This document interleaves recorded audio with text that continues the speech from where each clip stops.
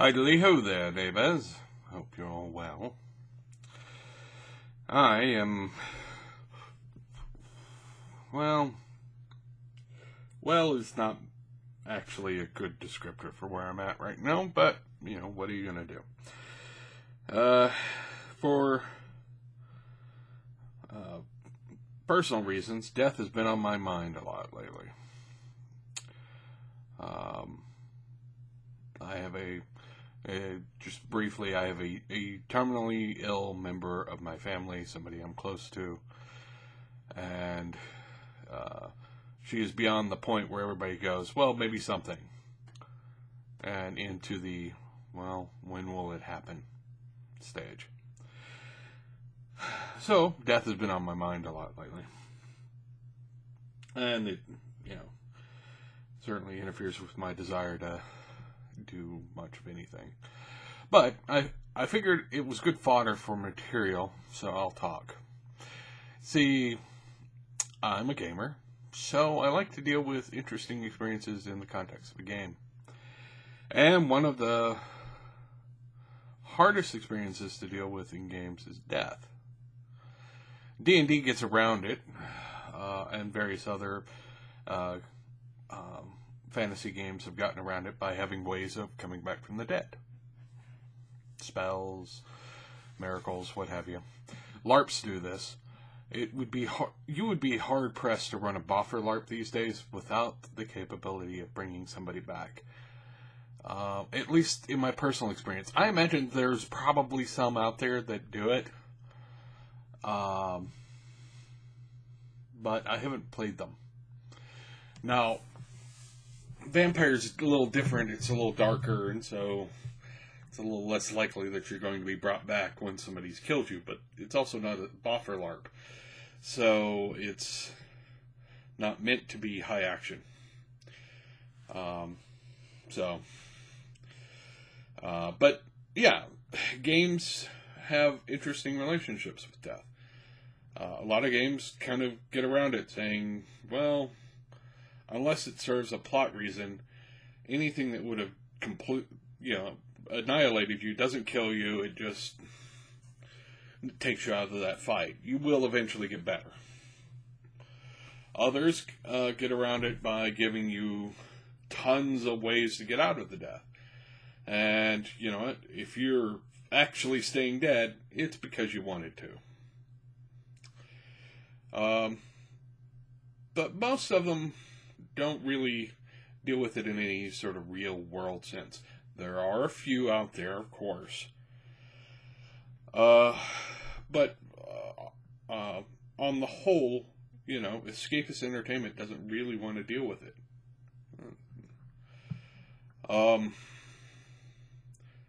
And certainly a lot of it doesn't want to deal with grief, which is a part of the whole process. Now, there is a Kickstarter going right now for a game that does deal with death. In fact, that's sort of the point of the game. It's called Wraith, the Oblivion. I played Wraith back in the day. I actually got to play test before the first edition came out. I knew some folks worked at White Wolf, and I had a chance to give it a shot. And it's a great game. It has lots of potential. I always refer to it as the game that no one will ever play, which isn't true. Of course, there are people who play it, people who love it. But damned, it's a depressing game. Because, unlike Vampire, where you do have some essential interpersonal conflict inside yourself, of, resisting the monster that you could become, and blah, blah, blah, or Werewolf, which was, competing between the desire to fight this sort of losing battle to save the world and your own sort of rage that is eating you up inside. And, then there's Mage, where, you're trying to maintain your power in the face of things that are trying to, codify and, make rigid the rules for the world.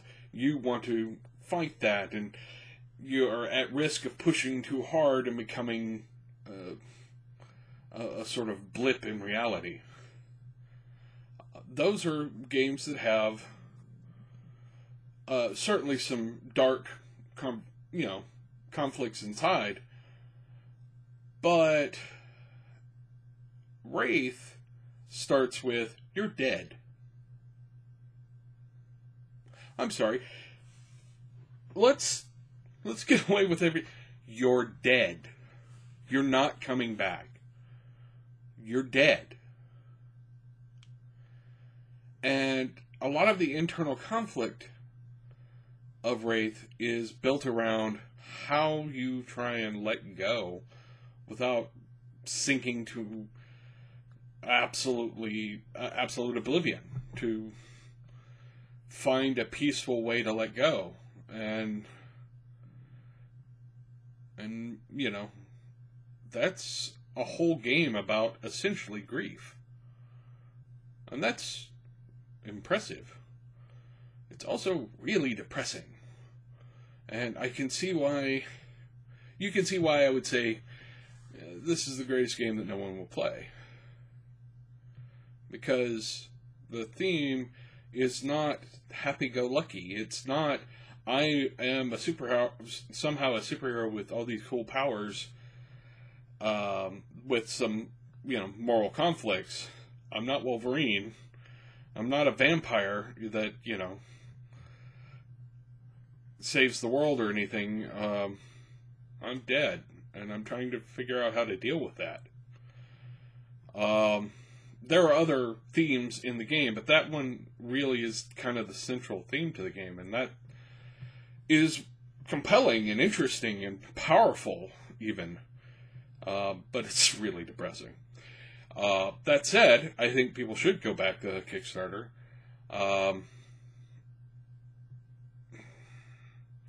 Good friend of mine for years, Richard Dansky, wrote one of my favorite gaming supplements ever, which was Carnal Houses of Europe for Wraith, and it's a game-setting book talking about the Holocaust. Let that sink in for a moment.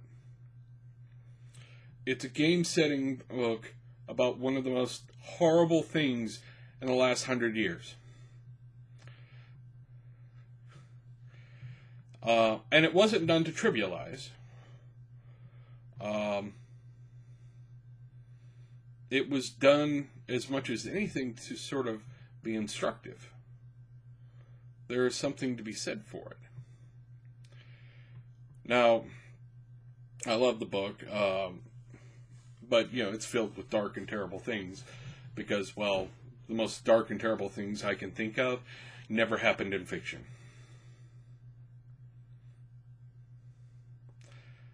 But, yeah, he's on tap to do a short story, I think. There's a bunch of cool stretch goals and what have you. You should go check it out. It looks good. You should go do the Kickstarter. There are a couple of, to break theme for a moment, I'll go ahead and mention a couple of other Kickstarters that I am aware of right now that you might check out. One is Codename Morningstar by Trapdoor Technologies. It's another one of those gaming software tool sets where their whole goal is to make it so that the game at the table, it flows more easily. And so their tool set allows you to reference all the information that the players need to have access to. Keeps the character sheets, keeps campaign maps, keeps everything all sort of controlled by the GM and what have you. There are other softwares along the same lines. This one is designed to work with tablets, and it is, certainly one of the more integrated tool sets I've ever seen. I think if you're looking for something to use at the table like that, this is a good choice for you. I think you should check it out.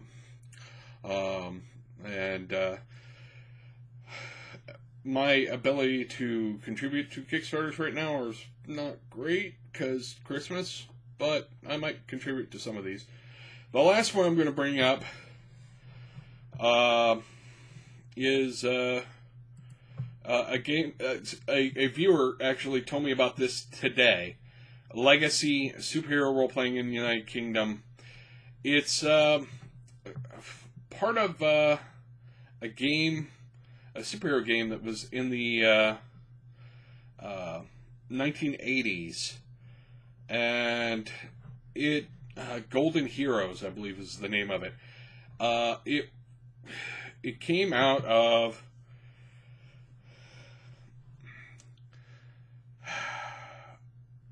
it's weird. So they actually could have been the guys who did the Marvel Superheroes role-playing game. They came very close to being able to win that.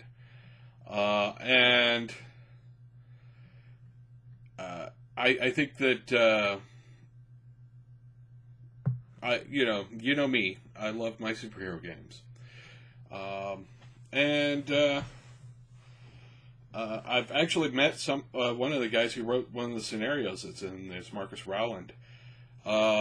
It's English, so all the contribution goals are in pounds. But it's certainly worth giving it a look. I think that they're bringing back some setting and adventures from a chapter of superhero gaming that most Americans probably have never even seen. It was, British, and so the distribution in the U.S. wasn't great, and so a lot of us never got to see it. I'd heard of it, but I never got to see it. These guys are bringing it back for modern systems, and using the scenarios and what have you. So I think it's worth checking out. Last note before I release you to the ether, as it were. I could not find the Gazetteer at my local used bookstore. We got a fairly large used bookstore in the area. It's one of the largest in the region. And they didn't have it.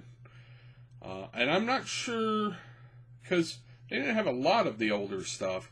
I don't know if they changed their policy so they stopped taking the older stuff, or there's somebody working the desk there who recognizes the good old stuff and, pulls it aside when it comes in and buys it for himself. I don't know, but they didn't have a lot of the really old stuff, and they used to, so who knows. But as a result, I went ahead and ordered it from Noble Knight Games. I've heard about Noble Knight for years from the Tome Show. I'm a big fan of the Tome Show, so I was like, all right, yeah, sure, I'll go check them out. And another viewer pointed me at it at the listing I was looking for, actually. So I went ahead and ordered that. And honestly, I think I'm going to try and get all of the Gazetteers in print edition, but it will take me a while because there's no way I can afford to buy them all at once because they're expensive. But yeah, I think I'll try and get all of them in print. So the next time I do a Mystara review, I'll have the print copy in my grubby little hands. So there. It's the Emirates of Yalarum. It's their sort of Middle Eastern flavored setting chapter for Mystara. And Steve Dillon also did an article recently saying that, explaining why it would be an excellent choice to have that be the next setting that D&D 5th edition publishes. And he's not wrong. Nobody's done anything with it outside of fan projects. There's some fan projects out there, but nobody's beyond them has done anything with it in 2 decades, almost. It didn't get a big re-push or anything. So I think it would be a good choice. So he and I are on the same wavelength there. Anyways, I'm going to wrap this up. I'm at 15 minutes. I'll try and be better about posting lately, but as I explained at the beginning of the video, life has been a little distracting lately, and I apologize for that, but you can understand, I think. Anyway, subscribe, like, share with all the people, and have a good night. Go check out those Kickstarters. They're all well worth your time.